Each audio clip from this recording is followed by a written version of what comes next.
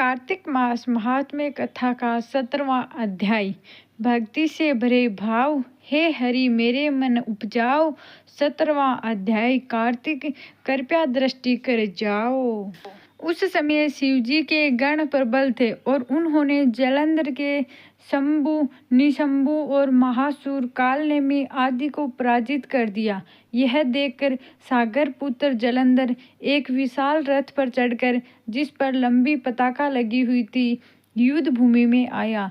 इधर जय हो और शील नामक शंकर जी के गण भी युद्ध में तत्पर होकर गर्जन लगे। इस प्रकार दोनों सेनाओं के हाथी, घोड़े, शंख, भेरी और के सिंहनाद से धरती त्रस्त हो गई। जलंधर ने कुहरे के समान असंख्य बाणों को फेंककर पृथ्वी से आकाश तक व्याप्त कर दिया और नंदी को 5, गणेश को 5, वीरभद्र को 1, साथ ही 20 बाण मारकर उसके शरीर को छेद दिया और मेघ के समान गर्जना करने लगा। यह देखकर कार्तिकेय ने भी दैत्य जलंधर को अपनी शक्ति उठाकर मारी और घोर गर्जन किया, जिसके आघात से वह मूर्छित हो पृथ्वी पर गिर पड़ा।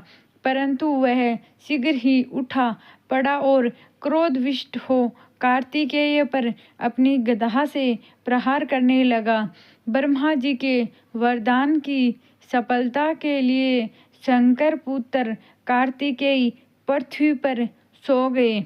गणेश जी भी गधा के प्रहार से व्याकुल होकर धरती पर गिर पड़े। नंदी व्याकुल हो गधा से प्रहार से पृथ्वी पर गिर गए। फिर दैत्य ने हाथ में परिंद ले शीघ्र ही वीरभद्र को पृथ्वी पर गिरा देखकर शंकर जी गण चिल्लाते हुए संग्राम भूमि छोड़ बड़े वेग से भाग चले। वे भागे हुए गण शीघ्र ही शिवजी के पास आ गए और व्याकुलता से युद्ध का सब समाचार कह सुनाया।